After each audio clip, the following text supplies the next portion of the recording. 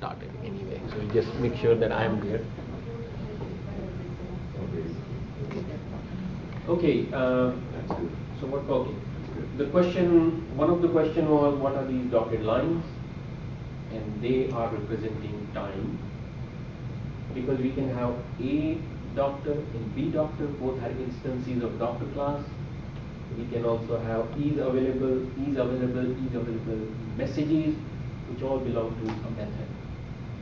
So when the objects are sending and receiving messages to and from each other, this is the sequence in which they will be.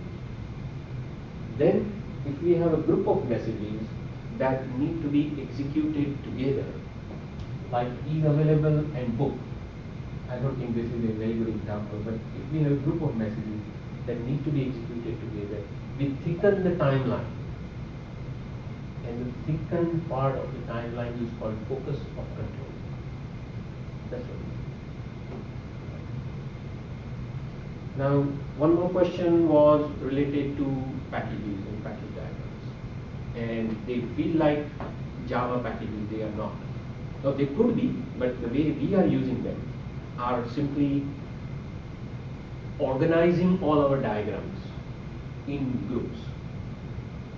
So, we will, in a practical situation, even in your case study, we're going to end up with 3 or 4 use case diagrams, multiple activity diagrams, class diagrams, sequence diagrams, state diagrams, and a few more. If there are 3 of you working on one project, and I want you to work on one project, which is what is given to you, then you need to organize your work in packages. And that's the way I would let you taste what's a package diagram. It's a very unintelligent kind of diagram. There is no intelligence. It is simply a package, and you can call that people. Another one, you can call that bookings. And another one, you can even call it a technical package. No, let's say accounts. These are organizational entities. So you are now doing the job of a project manager, but just one little activity of a project manager. You are saying all people related activity diagrams and use case diagrams in classes will go and sit inside this. So in Star UML, you will find that it actually has got a browser-like feature, and it will show all the diagrams that are hanging off people and all other diagrams hanging off booking. It's organizing your diagrams. Right now it looks simple. I mean, this you think right now that it is too much, and I appreciate, but it is not. It is a very simple description. If we were all working together with actual hospital, it will be a if it is just modeling the requirements, it could still be 3 months and would be made up of many diagrams. And we need organizational capability, not just people organization, but diagram organization. And we can't work on separate projects. Okay, you go and work on your project, and then 3 months later we'll just somehow get it together. It won't work, because you will have a doctor, he will have a doctor, I will have a doctor, and we are actually talking about the same doctor. How do we put it all together? Well, a good idea is to have all doctors documented in people. And the booking package, when we draw a use case diagram within booking package, we take the doctor from here and drop it in booking. That way we will have one doctor class, and we make any change to the doctor class, it is reflected in other packages. That's what a package is. Organizational entity which contains use case, sequence, class, all those diagrams inside. And a system that I want you to document with UML will typically have 3 or 4 packages, one package belonging to a student, and then you can export it and import it. So it is a collection of diagrams as against a Java package, which is actually Java code, collection of pure Java classes. So to me, a Java package is like a component in UX, because a component is made up of classes and is containing code. We don't write code, but it will contain code. Contains the classes. Yes. Right. But here we are doing a little bit, a lot more than containing just the code. It will contain a component called people, which is your Java package.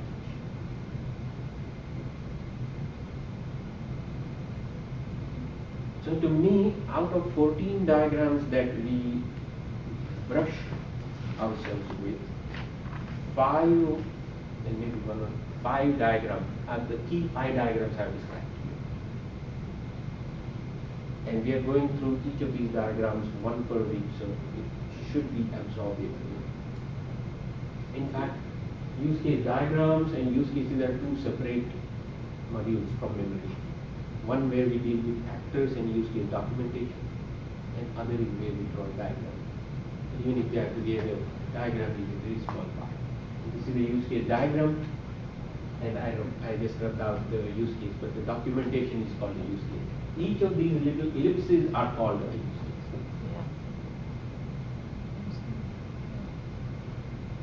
Any other questions?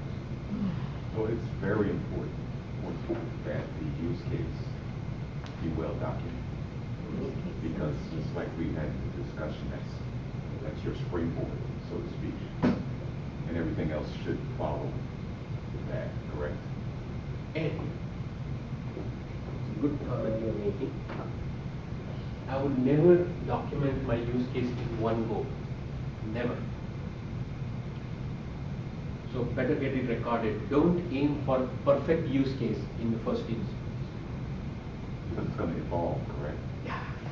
So if this is my use case documentation, I come from here to here. From here, I might actually draw an activity diagram. These are not UML notation, these are red. They are my process of how I would go about it. Identify the actors, create a diagram, rough diagram, take up one use case and document it, create corresponding activity diagram, identify classes from there, create one sequence diagram, create one state diagram, and all of that is going to feed back into my use case diagram. Because in all of this, you kind of throwing paint on the wall and seeing how everything looks, but you might in this process, you might say, oh, that doesn't really work well, and then you can redo it or correct it, or instead of doing everything and everything is one way, and you might say, oh man, you do it once and then you can go, okay, let's move this here and move these things around. And you involve the users, and you say, let's have a walkthrough of some of these diagrams. And you don't tell them this is UML or you don't scale the user. You say, I got some pictures, Right. and I want to run these pictures past you. And you say, see, this is your doctor. You're talking to a specialist user in a hospital, and you say, right, look, you're going to look after this system. You're my client. Let me show you a picture. Here is your doctor and here is your patient. And this is the way I think they are going to interact with the solution that you now asked me to produce at the cost of $25 million. What do you think? And I've done this for decades now, and I get responses. I don't even tell them this is a use case diagram. It's just a picture. The little stick man or stick people are your actors, and this is how we use this. And they say, okay, scheduling, yes, maybe this, no, that. Well, I'm gonna say, what the client is asking for, and when they actually see it, they may say, oh, that doesn't match up. I may not really want it that way. Once I see it, oh, that doesn't really look right. This is what I meant, or this is my true intention, is to do this, and we can work it out. Yes. That's the way I see it. That's exactly the way it is. And we, the IT community, did not do that. In 70s and 80s, the only modeling technique was chain notation, crow's feet, entity relationship. That was also when the relational databases came about.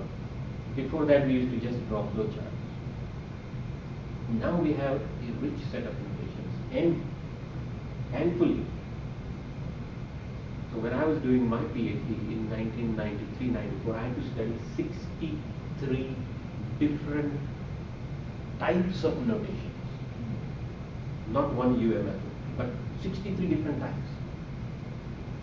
All had been acknowledged and accepted by Object Management Group, OMG.org, as valid UML notation. So Grady Booch had his Booch notations with clouds representing classes. You're saying this is too much, but if I give you 63 different types, oh my God. A class represented in Booch notation is a cloud, and a class represented in OMT, Object Modeling Technique by Rambagh, Blaha and Premerlani, is a rectangle. And a class represented in Object Tree, which was Eva Jakobsen's work, would be a use case. Now you are really difficult. And then there was Alistair Coburn's work, Crystal, and I'm thankfully forgetting all of that, because now I have a unified set of notations. This happened in Austin, Texas, announced first as a unified method in 1995. I was there as a PhD student. And then the three gurus, the three amigos of UML, Grady Booch, Jim Rambagh, and Eva Jakobsen, we came together and announced this as unified method. And then there were lots of arguments, because I described to you with the red arrow, I described to you the process. And then they said the process could be different. So we will not unify the process. So the process was left out and only the notations became standard.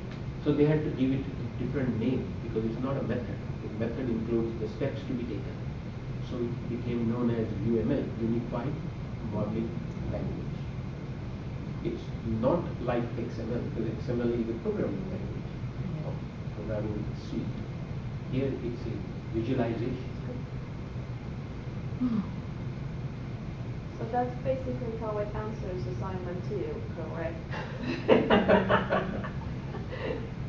Look, if you are doing honest work, which I know all of you are doing, I am a different kind of academic, and points or marks are just a means to encourage you to pick up these concepts. Yeah. I am not fussed about Getting it. cutting half a mark 100%. because you drew that arrow slightly differently. as you can see in the feedback that I have Yeah, given you, yeah. I have gone through every assignment carefully, and I've tried to give as much feedback as I could Yeah. to encourage you to do better, rather than to, ooh, oh my God, I lost half. No, you have not lost any points because your spellings were wrong. So that's answer Yeah. but please continue to do the work you're doing. I have two specific questions. One is related to STAR UML as a program. Is it intelligent enough to look at, let's say, that fully built out class diagram? You have the person, the address, classes, and patient, doctor. Is it intelligent enough that you could build out a class diagram like that in UML and then have it then translate that into a rudimentary framework for a sequence diagram so that you don't have to sit there and manually drag every individual component over and create it all again from scratch? Because it's clearly making, it's not compiling in the background, but it's clearly making those technical connections that actually exist. if it can do that, does it have the ability to sort of build you like, well, based on what you say here in your class diagram, here's what I think step one of You your can make sequence minor diagram would corrections. look like. Because a lot of these diagrams, I understand what you're saying, that a lot of these diagrams are similar looking, similar the way they are constructed, so. I Right, understand like what if you're you trying to say. build an object inheritance, or if you build generalization or specialization, can it then interpret those things that you've built and make it a sequence diagram so that you can then work within that framework so that you know it's translating that over appropriately? I don't even know if it can No, do that. see, or- we are thinking together, right? So I welcome your question, but let me put not as an answer, directly as an answer, but let's look at the question. We are together wondering if we were given the freedom, if computer programs were like Harry Potter's world or like Star Wars, whatever that thing is called, which my son carried on him. Yeah, like if we were given that, would we like to press a button, F5, to convert this class diagram into this sequence diagram? That's the thing we are discussing today. Or close to that. Close to that, Right. close to that. Now, this doctor performs 20 functions, one of which is answering the question, is awake. Another is answering the question, yes or no, and so on. Examining a patient, writing a prescription, so many things doctors do. A patient comes to the doctor for only 5 of the 20 functions, which we have shown here. Is this the only sequence diagram corresponding to this class diagram? Are these objects all belonging to just this class diagram? No. I will actually end up with many class diagrams. And my sequence diagram, although primarily takes a doctor and patient in this example, can take doctor and an administrator in another example. So what kind of magic wand has to have logic? What kind of logic will I build in my magic wand, my Harry Potter wand or my lightsaber, which will say I press a button, create a draft sequence diagram. Not a final one, but just give me a draft. What is the logic? What shall I instruct the wand? Your turn. And I'm not expecting it's a rhetorical question. Because It almost seems like you couldn't. yeah, because I'll tell you why. Because this is not a derivative of that. There is a lot of correlation. But this is not derived from this. It's derived from the conversation with the person. Aha, which is what we documented here. So we are saying, how do you want to use the system? How do you want to make a booking? How do you want to cancel booking? So we are using sequence diagrams to embellish, make our class diagram richer and accurate. Therefore, perhaps we may not be able to generate automatically a diagram. Having said all that, I see your point. So what can happen, and there might be an extension in star UML, which takes all my classes and creates just a blank sequence diagram with objects that have the same name or that are linked to the classes. Maybe you can just adjust. And I want you to experiment with this. If you create a sequence diagram in which you have an object here, and you right click on the object, it will show you a list of classes to which the object should belong. So you're not just typing the name of an object. You're referencing an actual object. Internally, through the case loop, through UML or I give system modeler or enterprise architect. Internally they are linked. So that if you change anything here, it gets automatically reflected. That's one thing to know. Similarly, when you draw this arrow and you type up the message, you can link this to the method. So when you change the code in the method, the message is still rich. It has got the change in the code. The list of parameters that you showed here are the list of parameters that are here. So what is happening is these diagrams and the state diagrams are making my class diagram better and better and better. So if I generate this from there, it defeats the purpose. It becomes like a, what is it called, catch-22. Or no, it's I want this sequence diagram to improve my class diagram. But if I am using the class diagram to generate the sequence diagram, I don't think it will work. So that's my long and short of a very, very important question that we have asked. So UML has gone to various levels, like executable UML, which actually takes classes and directly generates the system flow. And you modify the classes and the flow, and the system modifies. There will be experiments around like that. But that requires a lot of processing power, and it is not very practical. It still need handwork. And one more. Lee would probably kill me if I didn't ask this. Stereotypes. Is there a list? Is there? Yeah. More on it. I was so confused, and I even put it in my discussion post, like, I get some of this, I don't get all of it. Is there a template list of stereotypes? It's a very, very good question. So the question is around stereotypes, which you had asked me yesterday. I had in my list, but I was forgetting that. So, official definition of stereotypes is types of types. So now let's try and understand what this means. We are all objects here, right? We are not classes. But if we have to start classifying, we can classify female and male. So what is female and male? Yes, but what is it in terms of UML? Class. Oh, It's a type. yes. Class is a type. So I can draw.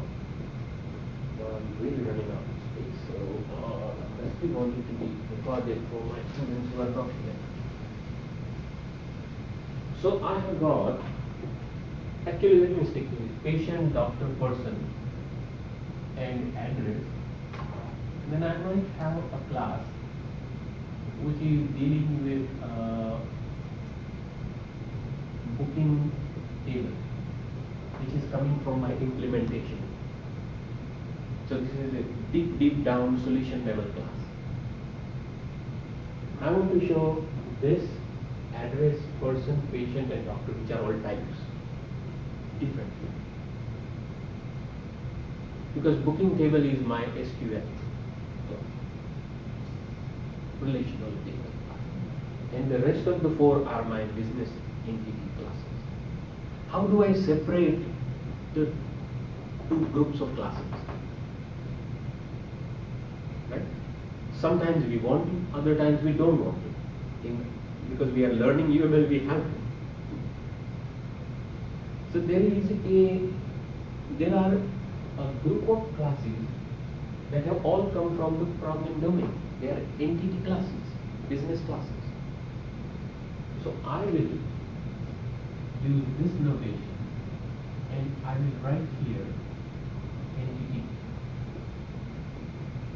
I can write here entity. This is entity. This is entity. These are all business classes. But this is not entity.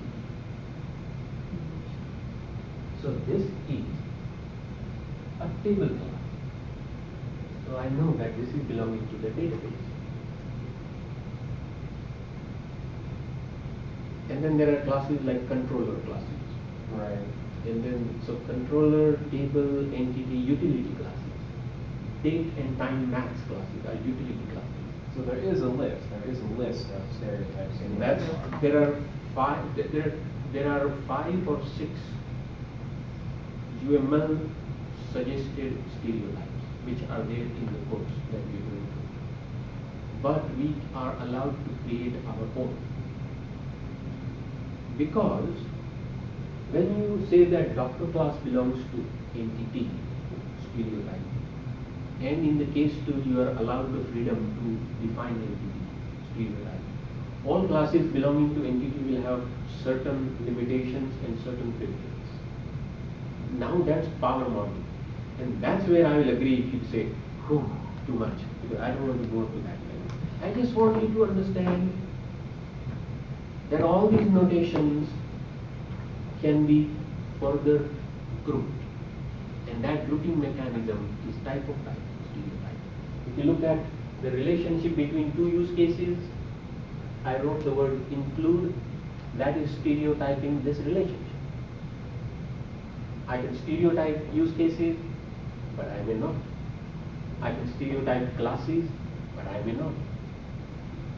And to finally answer the second part of Lee's question, is there a notation?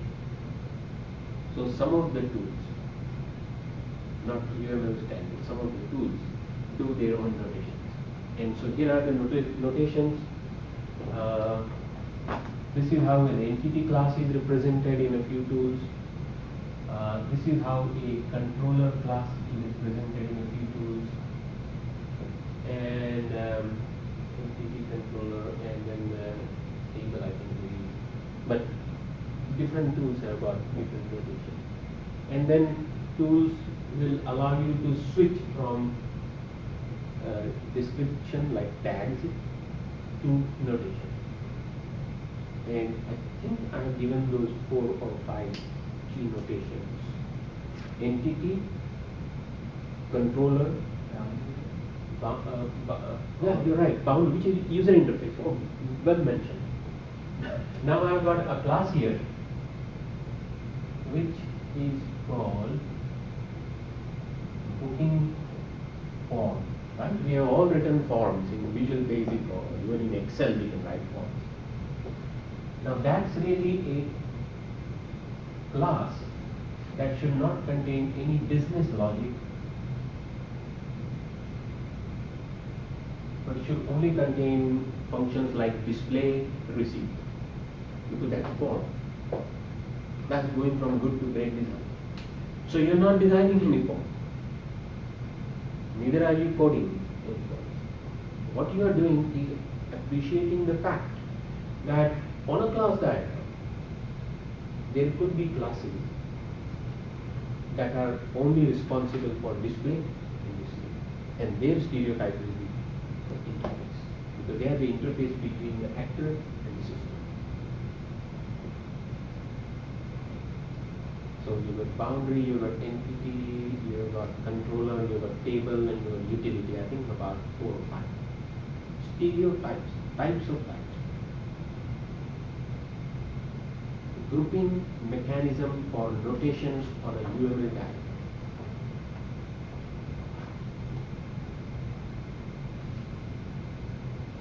Alright. So on that note, I'm closing the video now, and